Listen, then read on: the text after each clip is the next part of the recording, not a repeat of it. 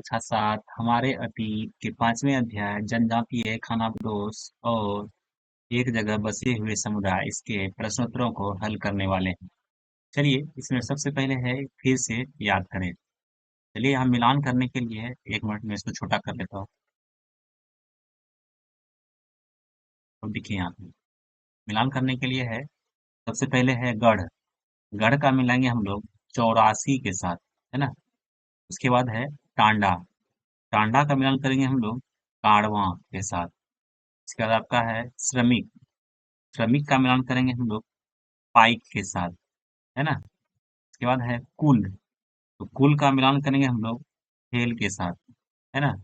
और उसके बाद है शिव सिंह, है ना। तो शिव सिंह का करेंगे हम लोग अहोम राज्य। और उसके बाद दुर्गावती। दुर्गावती का करेंगे गढ़ कटंगा के साथ। चलिए आगे प्रश्न को देखते हैं, है ना। ये हो गया आपका। आगे है रिक्त स्थानों की पूर्ति करें। में क नंबर में है वर्णों के भीतर पैदा होती नई जातियां क्या कहलाती थी। तो खाली जगह में भर देंगे हम लोग कि जाट कहलाती थी।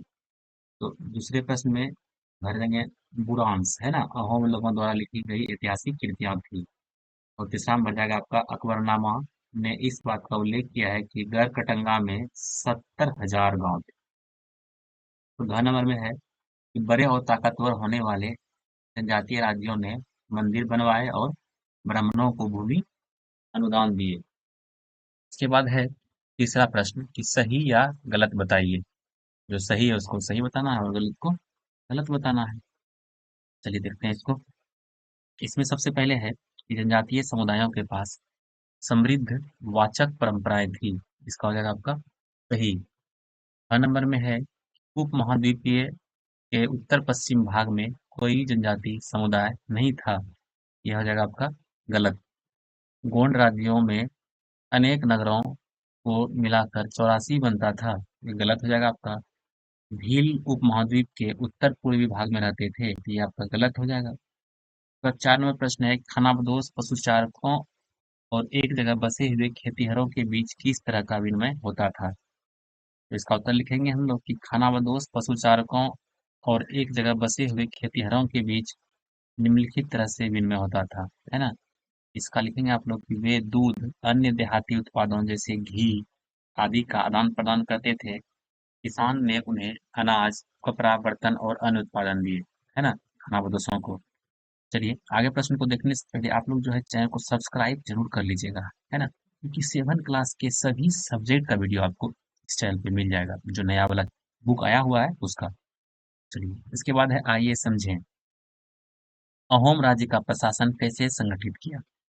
इसका उत्तर लिखेंगे कि अहोम प्रशासन को संगठित निम्न प्रकार किया गया।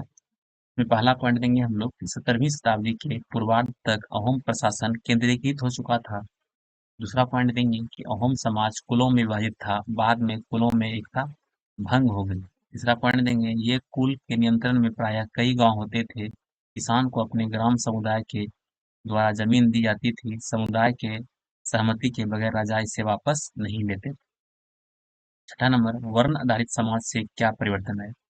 वर्ण आधारित समाज में निम्नलिखित परिवर्तन आए। पहला पॉइंट देंगे कि वर्गों के भीतर छोटी छोटी जातियां उभरने लगी। उदाहरण के लिए ब्राह्मणों के बीच नई जातियां सामने आई। दूसरा पॉइंट देंगे दूसरी ओर कई जातियां और सामाजिक समूहों में जाति विभाजित समाज में शामिल कर लिया गया और उन्हें जातियों का दर्जा दिया गया। तीसरा पॉइंट देंगे हम लोग कि ब्राह्मणों द्वारा शिल्पियों, सुनार, लोहार, बढ़ई और राजमिस्त्री जातियों के रूप में मान्यता दी गई। चौथा पॉइंट होगा वर्ण के बजाय जाति समाज के संगठन का आधार बना। और अभी भी अगर आप लोग चैनल को सब्सक्राइब नहीं किया तो सब्सक्राइब जरूर कर लीजिएगा, ठीक है। सातवां प्रश्न है एक राज्य के रूप में संगठित होने के बाद जनजातीय समाज कैसे बदला। इसका उत्तर लिखेंगे कि एक राज्य के रूप में संगठित होने के बाद जनजातीय समाज में कई तरह के बदलाव आए।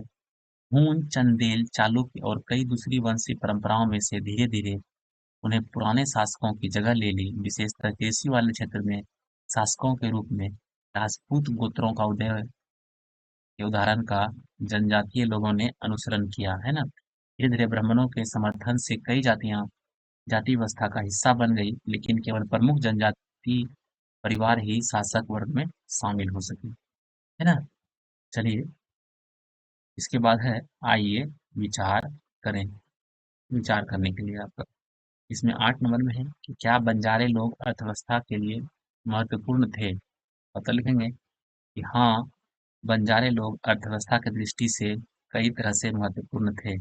इसमें पहला पॉइंट देंगे कि बंजारे लोग सबसे महत्वपूर्ण व्यापारी खानाबदोश थे।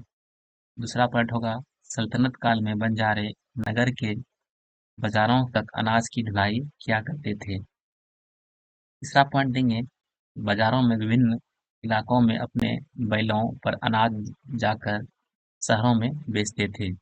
और चौथा पॉइंट देंगे कि सैन्य अभियानों के दौरान वे मुगल सेना के लिए खाद्यान्नों की ढुलाई का काम करते थे। बंजारे किसी भी सेना के लिए 1 लाख बैलों से अनाज ढोते थे, है ना। इसके बाद है 9 नंबर की गोंड लोगों का इतिहास अहोमों के इतिहास से किन मायनों में भिन्न था।